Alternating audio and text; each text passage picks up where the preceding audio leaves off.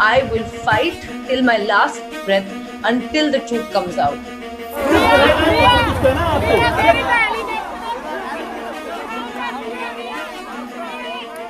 तो रिया चक्रवर्ती को कई हफ्तों से ड्रग सिंडिकेट का हिस्सा बताने वाले अब क्या करेंगे? अब किस आधार पर रोज रात को चीखेंगे, चिल्लाएंगे और देश के जरूरी मुद्दों से भटकाएंगे? With the kind of allegations and the accusations, treating me worse than a terrorist. Bombay high court ने तो यही कहा है कि रिया चक्रवर्ती ड्रग डीलर की कड़ी का हिस्सा नहीं है। न ही रिया ने ड्रग से पैसा कमाने का प्रयास किया है। उसका कोई आपराधिक अतीत नहीं है, इसलिए उसे जमानत दी जाती है। क्या रिया की गिरफ्तारी गोदी मीडिया के तमाशे को सही ठहराने के लिए की गई थी? 1 महीने बाद भी ठोस सबूत इतना ही है कि अदालत को लगा कि किसी खास लेन देन में पैसा देने का मतलब नहीं कि वो ड्रग के कारोबार को वित्तीय मदद दे रही थी। लेकिन सोचिए, करोड़ों दर्शकों को किस तरह कई हफ्तों से बेवकूफ बनाया है। नमस्कार साथी। यूं तो लोकतंत्र का चौथा स्तंभ है मीडिया, मगर क्या मीडिया वाकई अपना वो कार्य निभा पा रहा है जो जिम्मेदारी चौथे स्तंभ के रूप में दी गई इस देश के लोकतंत्र में मीडिया को? क्या मीडिया उसको निभा पा रहा है? गैर जरूरी चीजों के मुद्दे उठाए जा रहे हैं, गैर जरूरी चीजों को मुद्दा बनाया जा रहा है और जो जरूरत की चीजें उसको छुपाई जा रही है।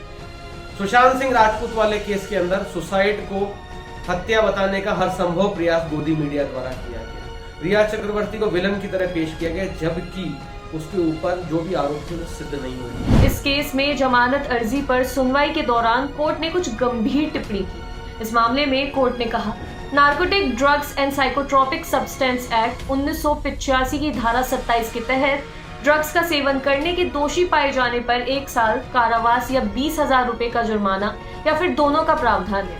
एनसीबी द्वारा 27A की व्याख्या से अगर कोई अन्य व्यक्ति, दोस्त या संबंधी इस तरह के प्रतिबंधित पदार्थ के लिए भुगतान करता है, ऐसे में वो व्यक्ति जिसने इसका सेवन किया उसे सिर्फ 1 साल की सजा हो सकती है, या एनडीपीएस की धारा 64 के तहत पुनर्वास का इच्छुक है तो सजा से बच सकता है। लेकिन जिस व्यक्ति ने इसके लिए भुगतान किया है उसे 20 साल की सजा हो सकती है। लेकिन ये बहुत असंगत और अनुचित होगा। जज ने कहा, मैं इस बात से सहमत नहीं हो पा रहा हूँ कि सेक्शन 27A के तहत ड्रग्स यूज करने के लिए किसी दूसरे को पैसे देना, उसकी आदत और उत्साह को बढ़ावा देना और उसका वित्त पोषण करना कैसे हो गया। रिया के खिलाफ आरोप है कि उसने कुछ मौकों पर अपने पैसों से ड्रग्स खरीदे अपने भाई के जरिए। इस उद्देश्य के लिए सुशांत सिंह राजपूत के कर्मचारियों का भी इस्तेमाल किया गया। जैसा कि पहले ही चर्चा की गई थी कि रिया की गतिविधियां एनडीपीएस के तहत लगे 27A के तहत नहीं आती हैं। कोर्ट ने कहा कि रिया के खिलाफ एनडीपीएस 27A लागू नहीं होता। कोर्ट ने कहा कि रिया ने सुशांत के लिए ड्रग्स खरीदने का इंतजाम किया। इसका ये मतलब नहीं है कि उसने अवैध व्यापार का वित्त पोषण किया। अंत में क्या हुआ? कोर्ट ने रिया चक्रवर्ती को जमानत दी थी। जो मीडिया 1 महीने तक सब काम छोड़कर सुबह शाम एक ही मुद्दे के पीछे पड़ा रहा कि पूरे देश में ये मैसेज लग रहा था कि शायद रिया चक्रवर्ती और सुशांत सिंह राजपूत के अलावा इस देश में कोई मुद्दा बचा ही नहीं। मैं अपने शब्दों पे संयम रख के बात करना चाहता हूं, नहीं तो ये तक वालों ने जो किया, मैं कह रहा हूं उनको, मैं खुली चुनौती आज दे रहा हूं, तक वालों को रोक सको तो रोक लो, और तक वाले शर्म करो, चुल्लू पर पानी में डूब मरो, बचा सको तो बचा लो रिया चक्रवर्ती को। यूं तो देश भर में बहुत सारे ऐसे मुद्दे हैं जिन पर चर्चा की जानी चाहिए, जैसे जीएसटी से जो उद्योगों को हानि हुई, लॉकडाउन जो जिस तरीके से गलत तरीके से लगाया गया उससे जो देश को हानि हुई, नोटबंदी के समय जो लोग मर गए, जो उद्योग चौपट हो गए, जो मजदूर सड़कों पे आ गए, उनके ऊपर चर्चा होनी चाहिए थी। अभी हालिया जो लाया गया किसान बिल के ऊपर चर्चा होनी चाहिए थी, मगर नहीं। मीडिया का सारा फोकस केवल मिर्च मसाला वाली खबरों के ऊपर। लेकिन कंगना रनौत कह रही है मुंबई किसी के बाप की रही है। एक कंगना रनौत और दूसरी तरफ पूरी महाराष्ट्र की सरकार, आमना सामना जोरदार है दोस्तों। अनिल देशमुख और संजय राउत, याद रखो ये बात कि डरता वो है जिसे राज खुलने का खौफ होता है। डरे हुए हो तुम। हाथरस केस के अंदर एक दलित के साथ दुष्कर्म होता है, उसकी हत्या हो जाती है। वो अपनी बात अपने घर वालों तक नहीं पहुंचा पाए, इसलिए उसकी जबान काट दी जाती है, उसकी रीढ़ की हड्डी तोड़ दी जाती है और पुलिस इसमें छेड़खानी की रिपोर्ट दर्ज करती है। मीडिया मगर इस मामले को नहीं उठाती है और योगी आदित्यनाथ और भाजपा के नेताओं से, स्मृति ईरानी से क्वेश्चन करने की हिम्मत नहीं उठा पाती है। उल्टा जब राहुल गांधी जी और प्रियंका गांधी जी हाथरस जाते हैं तो उसको लेकर ही नेगेटिव रिपोर्टिंग की जाती है। क्या ये चौथे स्तंभ के कारनामे हैं? क्या ये चौथे स्तंभ की जिम्मेदारियां हैं? ये सोचने वाली बात है। एक कॉर्पोरेट घराना जो है वो धीरे धीरे सारे रीजनल चैनल्स को, नेशनल चैनल्स को खरीदता जा रहा है। जो नहीं बिक रहे उसको अलग अलग तरीके से टॉर्चर किया जा रहा है। कभी उनके लाइसेंस कैंसिल किए जा रहे हैं, कभी उनकी फ्रिक्वेंसीज को होल्ड किया जा रहा है ताकि वो अपनी अपलिंकिंग ना कर पाए। क्या ये देश की डेमोक्रेसी के लिए ठीक है? एक बड़ा ग्रुप है जो पर्टिकुलरली एक पार्टी के लिए काम करता है, एक विचारधारा से जुड़ा हुआ काम करता है, उसको एक साथ 14-14, 15-15 लाइसेंस दे दिए जाते हैं रीजनल चैनल्स को चलाने के लिए। बाकी जो अलग चैनल्स चल रहे हैं उनको एक ही आदमी खरीद लेता है। अखबारों को खरीदने की तैयारी चल रही है। जो अखबार नहीं मानते हैं, जो थोड़ी निष्पक्ष पत्रकारिता करते हैं, उनकी सरकार ऐड रोक लेती है। प्रेशर किया जाता है कि जो रेगुलर जो कंपनीज हैं, जो रेगुलरली ऐड देती इलेक्ट्रॉनिक्स की कंपनीज हैं, ग्रोसरीज को लेकर जो चीज़ें होती हैं, उनके एड्स रोकने की धमकी दी जाती है बार बार। और जरूर अगर सरकार के खिलाफ खबर चलाते हैं तो ऐड रोक लिए जाते हैं। अखबार वाले ना छापें, टीवी वाले ना दिखाएं, लेकिन जब आप अपने मरीज को लेकर अस्पताल के पास पहुंचेंगे तो सच्चाई आपको पता चल ही जाएगी। दिल्ली के अस्पतालों का सिस्टम आपको समझना चाहिए। पहले आपको आश्वस्त किया गया कि अस्पतालों की तैयारियां यहां पूरी हैं, फिर अब उन तैयारियों में इतने छेद क्यों नजर आ रहे हैं? कहां गए वो दावे जिनमें कहा जा रहा था कि हम 3 लाख 4 लाख बिस्तरों का इंतजाम कर चुके हैं, 40,000 75,000 वेंटिलेटर के ऑर्डर दे चुके हैं, वो सब कहां है? तो आज इसी पर होगी देश की सबसे बड़ी बहस। चीन पर मोदी को घेरा, अपनों ने मुंह फेरा। आज का आर पार, team BJP versus team Congress. Ahmedabad में क्या हुआ? वहां की सरकार ने जिन प्राइवेट अस्पतालों की लिस्ट बनाई उसमें बड़े प्राइवेट अस्पतालों को छोड़ दिया। और आज का सबसे बड़ा सवाल, भारत से कब तक लड़ेगा टिड्डीबाज पाकिस्तान? ये सवाल सिर्फ मैं नहीं, मेरे साथ पूछता है सारा भारत। फिर ये प्रश्न आप पूछिए कि क्या बात है कि जिस उत्साह से शुरू में प्रेस कॉन्फ्रेंस का सिलसिला शुरू हुआ था, वो केंद्र सरकार ने क्यों बंद कर दिया? अभी भी सुधर जाइए, देशभक्त हो जाइए, अब्दुल कलाम को मानने वाला मुसलमान बनिए। दिल्ली में 12 से 13 दिनों में कोरोना के केस डबल हो रहे हैं। 31 जुलाई तक 5.5 लाख केस हो जाएंगे। आज इसी पर होगी देश की सबसे बड़ी बहस। तैयारी गुल, सियासत फुल, क्योंकि कोरोना रोकने से रुक नहीं रहा है। ये कहने में मुझे कोई गुरेज नहीं है। कहीं ना कहीं देश की डेमोक्रेसी को प्रॉपरली चलने के लिए मीडिया का स्वतंत्र होना, निष्पक्ष होना और एक विचारधारा से बधित ना होना बेहद जरूरी है। अभी क्या हो रहा है, हर प्राइम टाइम पर 8 बजे की डिबेट में हिंदू मुसलमान नाम से जहर परोसना शुरू कर दिया जाता है। कभी दलित सवर्ण को लड़ाया जाता है, कभी हिंदू मुसलमान को लड़ाया जाता है, कभी भारत पाकिस्तान की बातें। पाकिस्तान की उल्टी गिनती का विश्लेषण। पूरी दुनिया से हुक्का और मोदी सरकार पानी बंद करने की तैयारी में है। दाने दाने को तरसेगा पाकिस्तान। पाकिस्तान ऐसे नहीं सुधरने वाला है, उसे एक और स्ट्राइक की जरूरत है। क्या फिर होगा बालाकोट? और क्या अब की बार सबसे बड़ी सर्जिकल स्ट्राइक होगी जो पीएको के वापस ले आएगी? तो क्या इसी इशारे से डर रहे हैं इमरान खान?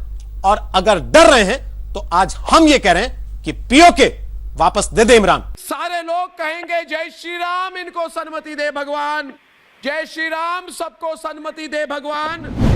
हमारे देश की जीडीपी कहां जा रही है इसके ऊपर किसी की कोई चर्चा नहीं करता है। 45 साल में सबसे ज्यादा बेरोजगारी दर हो चुकी है, मगर इस पर कोई चर्चा नहीं होती। इतिहास में पहली बार -23% पर जीडीपी चले जाती है, इस पर कोई चर्चा नहीं होती है।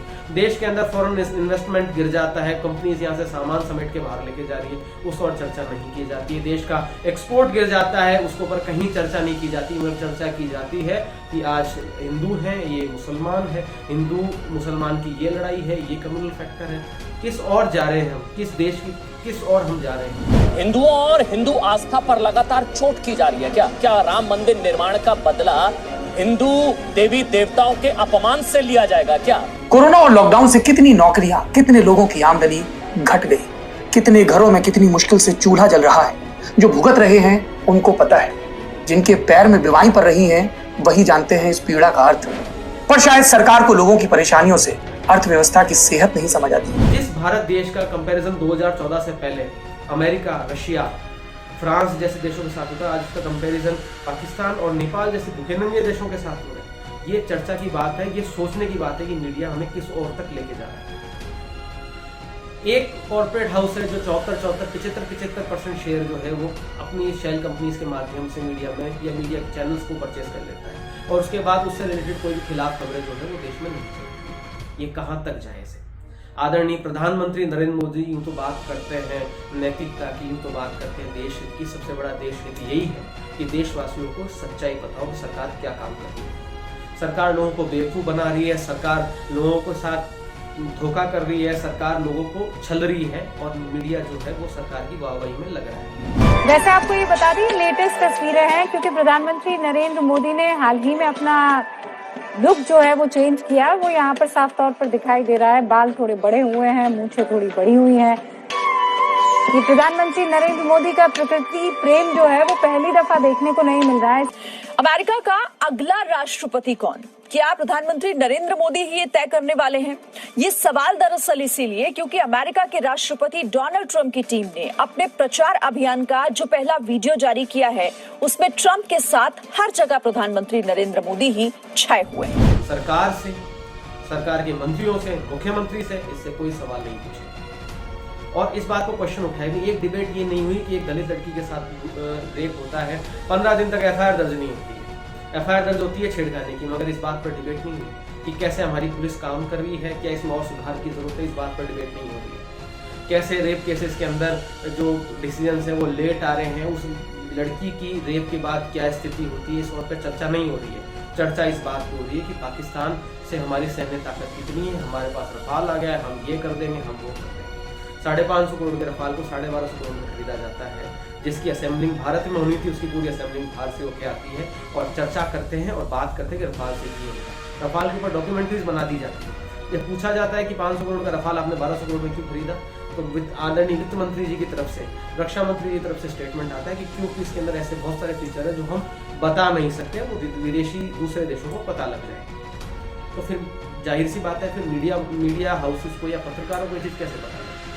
कहीं ना कहीं इस ओर चर्चा करने की, इस ओर शोध करने की, इस ओर विचार करने की आवश्यकता है कि हम किस जगह जा रहे हैं। रिया चक्रवर्ती वाले मामले में सबने देखा देश कहाँ कोरोना से जूझ रहा है, देश लॉकडाउन से जूझ रहा है, देश की इकोनॉमी गिर चुकी है, युवा बेरोजगार हुए सड़कों पे आए हुए हैं, सोशल मीडिया पर उन लोगों का गुस्सा फूल रहा है, मगर चर्चा कहीं नहीं। अब भले ही लॉकडाउन और सोशल डिस्टेंसिंग और बाकी बातें आप कर लें, लेकिन जब आपके घर पर पैसे नहीं होंगे, जब लोगों की नौकरियां जाएगी, जब उन्हें नहीं पता कि उनका घर कैसा चलाना है, वो भी तब जब आपने अपना पैसा रखा हुआ था, आपने प्लानिंग की हुई थी, लेकिन उसके बावजूद किसी और की गलती की वजह से 9 लाख परिवारों को अगर भुगतना पड़ रहा है, तो इसके लिए आखिर जिम्मेदार कौन है? चर्चा ये नहीं की जाती कि 90,000 ग्रुप सी की वैकेंसी सेंट्रल गवर्नमेंट में खाली है। चर्चा ये नहीं की जाती कि 20,000 ग्रुप ए की वैकेंसीज खाली है। चर्चा ये नहीं की जाती कि 6 लाख से ज़्यादा ग्रुप बी की वैकेंसीज खाली है। चर्चा ये भी नहीं की जाती कि 2.5 लाख से ज़्यादा रेलवेज की वैकेंसीज खाली पड़ी, जिसको चाहे तो भारत सरकार भर सकती है। नहीं, चर्चा की जाती है राम मंदिर का, चर्चा की जाती है बाबरी मस्जिद, जो कि क्या इतना जरूरी है? ये तो हमारे पुरखों ने भी कहा है कि भूखे भजन ना होए गोपाल। अगर आपका पेट खाली है तो आपसे भजन नहीं होंगे, आपका पेट खाली है तो आपका धर्म नहीं होगा। प्रथम धर्म क्या है कि आप अपना परिवार का और अपना पालन पोषण करें। जिस दिन परिवार और आप पालन पोषण अच्छे से कर पाएंगे, उसके बाद आप धर्म या बाकी चीज़ों में सोच पाएंगे। मगर सरकार इसी को ही खत्म करने पर तुली हुई है। इस और चर्चा नहीं की जाती कि तथाकथित हिंदूवादी सरकार ऐसी पहली सरकार है जिसने पूजन सामग्री पर भी 18% टैक्स लगाया, मगर मीडिया करती वाहवाही। कुछ पत्रकार पत्रकारिता कम और दलाली ज़्यादा करते हैं। प्रधानमंत्री के लिए ऐसे ऐसे शब्दों का उपयोग करते हैं जो जैसे कि वो उनकी स्तुति गा रहे हैं, और सच्चाई आईना, जबकि मीडिया का काम है आईना दिखाने का। अगर आईना नहीं दिखा रहे हैं, वो केवल उनकी चमचागिरी और चापलूसी में व्यस्त है। कई पत्रकारों के मैं ट्विटर अकाउंट पे देखता हूँ, फेसबुक अकाउंट पे देखता हूँ, वो व्यक्तिगत तौर पर जो है कम्युनल कमेंट्स लिखते हैं और उनको अच्छे पत्रकार, अच्छे मीडिया हाउसेस में, तथाकथित बड़े मीडिया हाउसेस के अंदर उनको अच्छी जॉब मिली हुई है, अच्छी जगह उनको जन। अब जिस व्यक्ति की सोच इतनी छोटी है, जो धर्म के आधार पर और जाति के आधार पर देशवासियों को, देश के लोगों को बांट रहा है, वो आदमी अगर कोई ढंग की बीट या कहीं ढंग की जगह उसको जर्नलिस्ट बनाया जाएगा, तो कैसे वो अपना दायित्व को निभा पाएगा? एक चैनल के बारे में बात होती है कि वो नंबर 1 है, वो अपनी टीआरपी का दावा करता है, उसके मालिक अर्णब गोस्वामी मुझे तो मानसिक तौर पर बीमार लगते हैं, और मुझे क्या हर व्यक्ति को लगता है। उनके जो डिबेट करने का जो तरीका है, जिसमें किसी हर आदमी की से बदतमीजी की जाती है, प्रमुख विपक्षी दल के नेताओं के साथ बदतमीजी की जाती है, गाली गलौज जैसे चीज़ों का उपयोग किया जाता है, और मुझे ताज्जुब होता है कि देश के कुछ लोग ऐसे लोगों का समर्थन करते हैं। उद्धव ठाकरे जी संजय राउत जी, अनिल देशमुख जी, परमबीर सिंह जी, अपने आप को और शर्मिंदा मत करो देश के सामने। रिया चक्रवर्ती और संदीप सिंह को चुपचाप गिरफ्तार करो। तो आखिर हम किस लोग जा रहे हैं कि ऐसे संदियों को देखने के लिए नहीं देखते? ये सोचने वाली बात है। जो चैनल सच्चाई दिखाता है, जो मीडिया हाउस सच्चाई दिखाता है, जो डिजिटल पोर्टल्स कुछ करता है, ये कहीं ना कहीं अपना जो जिम्मेदारी बहुत अच्छे से निभाते हैं। ये सच्चाई दिखाते हैं, ये ग्राउंड रिपोर्टिंग करते हैं, मगर इनको एंटी नेशनल का तमगा दे दिया जाता है। मतलब एक आरएसएस में एक फैक्ट्री लगी हुई है जो सर्टिफिकेट्स प्रिंट करती है anti national, pro Pakistani, pro Chinese. तो कहीं ना कहीं इस और भी विचार करने की आवश्यकता है। मीडिया को भी अब एक जरूरत है कि समाज के अंदर पत्रकार और मीडिया की बहुत अच्छी इमेज रही है। हमेशा आज भी हम गाँव में देखेंगे तो कहा जाता है कि पत्रकार जी ने जो कहा उस पर वो लोग बिलीव करते हैं। और पत्रकार और एक टीचर, ये दो लोग ऐसे हैं जिसकी आज भी देश के गांव-गांव में इज्जत है। और ये जो कहते हैं इस बात को ग्रामवासी, क्षेत्रवासी मानते हैं। तो ऐसे में इनकी जिम्मेदारी, इनका दायित्व और ज़्यादा बढ़ जाता है, क्योंकि लाखों लोगों की उम्मीद, लाखों लोगों का विश्वास, लाखों लोगों का सम्मान इनके साथ जुड़ा हुआ है। न्यू लो यानी नया पतन। बहुत से लोग ऐसी तस्वीरों को साझा करते हैं न्यू लो की तलाश में। उन्हें पता भी नहीं चला कि मीडिया ने कब उन्हें पतन का उपभोक्ता बना दिया है। आप चैनलों पर पतन देखते हैं, पतन खाते हैं, पतन पीने लगे। लाइक और डिसलाइक कर आप अच्छे और बुरे में से किसी एक को नहीं चुनते, बल्कि उसी एक कंटेंट की लोकप्रियता का प्रसार कर रहे हैं। रिया चक्रवर्ती के आसपास कितने कैमरे हैं, गिनिए गिन सकते हैं तो। यानी चैनलों के पास अब भी रिपोर्टर, कैमरामैन और इन्हें दिल्ली से मुंबई भेजने का बजट है। बस ये आम जनता की तकलीफों और सरकार से सवाल करने के लिए नहीं। याद करेंगे तो पता चलेगा कि मीडिया ट्रायल मीडिया का स्थायी फॉर्मेट हो चुका है। बस इस बार रिया चक्रवर्ती हैं, पिछली बार कोई और थी या था, और अगली बार कोई और होगी या होगा। आप इंसाफ की लड़ाई नहीं देख रहे हैं, बल्कि न्याय के सिस्टम के ध्वस्त होने का सीधा प्रसारण रोज 2 महीने से देख रहे हैं। ऐसे में इन लोगों को जो रिपोर्टिंग है मीडिया को, मैं मीडिया को साथियों का आज ये सुझाव भी देना चाहता हूँ कि ये देश आपका है, ये देश हम सबका है। इस देश की भलाई के लिए हमें ज़रूरी है कि जो रिपोर्टिंग है वो बिल्कुल तथ्यों के आधार पर और बिना किसी बायसनेस के की जाए, जिसके अंदर अगर सरकार गलत है तो उसको गलत बताया जाए। क्योंकि मीडिया का प्रथम दायित्व ही एंटी एस्टेब्लिशमेंट। मीडिया का अर्थ ये कतई नहीं है कि सरकार की हमें हाँ मिलाए। मीडिया का अर्थ है कि सरकार के काम में कमी नहीं। इस और भी चर्चा करनी, इस और भी देखनी जरूरी है। आज किसान बिल के कारण किसान बंधुआ मजदूर बनने की स्थिति में है। यही जो बिहार के अंदर हुआ था, इंडिगो फार्मिंग, अंग्रेजों ने अत्यादेश लाया गया अंग्रेजों द्वारा, जिसमें किसानों को बाध्य कर दिया है कि केवल वो नील की खेती करें। और जो नील की खेती करता था उसका पूरा खेत, उसकी ज़मीन पूरी तरीके से बंजर हो जाती थी। उनको फोर्सफुली कानून के माध्यम से उनको दबाव बनाया गया कि वो नील की खेती करें। वही चीज़ अब मोदी सरकार किसानों के साथ करेगी। बड़ी बड़ी कंपनीज, आज अमेजोन है, वॉलमार्ट जैसी कंपनीज, रिलायंस में टाटा में निवेश करेगी, 1,10,000 करोड़ का निवेश करेगी, 70,000 करोड़ का निवेश करेगी। कहीं ना कहीं उनकी नज़र देश के इस 50% अनऑर्गेनाइज्ड सेक्टर में, जिसमें केवल 18% सिर्फ और सिर्फ कृषि का योगदान है, ये उससे पैसा लूटने की सोच रहे हैं। और किसान इतनी बड़ी चाल चली जा रही है कि किसान अपने ही खेत में बंधुआ हो गया। एक समय ऐसा होगा कि उसको वही बीज दिए जाएंगे जिसको एक बीज भी कंपनी प्रोवाइड करेगी, वही देगी, उस बीज को उसको उगाना पड़ेगा, चाहे भले उसको नुकसान झेलना पड़े। और वो जो रेट देगी उसी रेट पर उसको अपना माल बेचना पड़ेगा। उपभोक्ता के साथ अलग चीज़ होगी कि कंपनी अगर 10 रुपये की चीज़ को 400 रुपये में बेच रही है तो उसको खरीदना पड़ेगा, क्योंकि उसको आवश्यकता है। और क्योंकि इनकी मोनोपोली हो जाएगी तो आगे जाके ये संभव भी है। वॉलमार्ट जैसी कंपनी में तो पूरी दुनिया भर में आरोप लगे हैं कि वॉलमार्ट जहाँ भी जाती है उसकी पूरी उस देश के रिटेल नेटवर्क को तबाह कर देती है। मगर इस और मीडिया का ध्यान नहीं।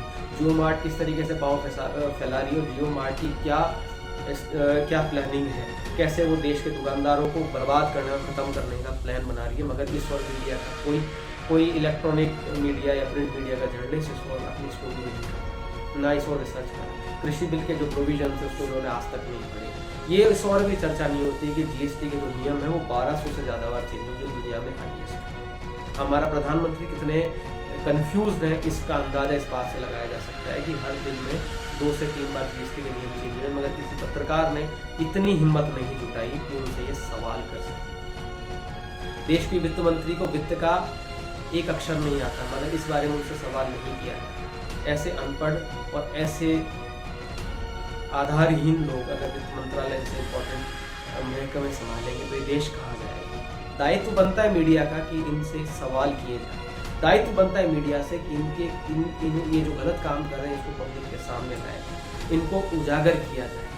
अतः मैं मीडिया के साथियों से अनुरोध करता हूँ कि आप सभी कोशिश करें, मेहनत करें, ग्राउंड रिपोर्ट लाएं। और इस सरकार, कोई भी सरकार अगर वो जनता के विरुद्ध काम कर रही है, वो जनता के खिलाफ काम कर रही है, वो उद्योगपतियों के हित में काम कर रही है, तो एडवर्टाइजमेंट के बिना सोचे, एडवर्टाइजमेंट की बिना ध्यान लगाए, बड़ी कंपनीज के दबाव में आए बिना सीरियस रिपोर्टिंग करें, जिससे कि लोग सच बताएं। साथ ही वह इस वीडियो के माध्यम से जनता से भी निवेदन करता हूँ कि आप उस चैनल को देखें या उस मीडिया हाउस को फॉलो करें जो ग्राउंड रिपोर्ट करता है, जो एक्चुअल रियलिटी दिखाता है, ना कि सिर्फ वाहवाही करता। पाकिस्तान से हमारी आर्मी श्रेष्ठ थी, है और हमेशा रहेगी। हम श्रेष्ठ थे, हम हैं और हमेशा रहेंगे। तो अगर हमारा कंपटीशन अमेरिका से, हमारा कंपटीशन रशिया से, हमारा कंपटीशन पाकिस्तान या नेपाल जैसे देशों से नहीं है, तो जो कोई ये बात करता है कि एक रफाल आने से हम ये कर देंगे, हमें बात करनी चाहिए, हमें क्वेश्चन करना चाहिए कि रफाल भारत में क्यों नहीं है, F-16 भारत में क्यों नहीं बनता है। इस और चर्चा होनी चाहिए, ना कि केवल रफाल के लेकर एक स्टोरी सुन रही है, उसको विश्वास करके उसको ट्वीट करें या उसको उसके ऊपर रिएक्ट करें, ये गलत है। कहीं ना कहीं हम स्वयं भी अपने देश का भविष्य निर्धारण करने में महत्वपूर्ण योगदान देते हैं। जब जनता सवाल पूछना शुरू करेगी, जब जनता उठ खड़ी होगी, तो नेताओं को, राजनेताओं को, मीडिया को, सबको जनता के हित में सच्चाई दिखानी पड़ेगी। धन्यवाद। जय हिंद, जय भारत। 200 में से 80 बार पाकिस्तान की बात हुई है और अपने देश के मुद्दों पे कोई बात नहीं हुई है, क्योंकि मीडिया इस समय हिंदुस्तान में सिर्फ माचिस नहीं लगा रहा है, बारूद भी लाया है।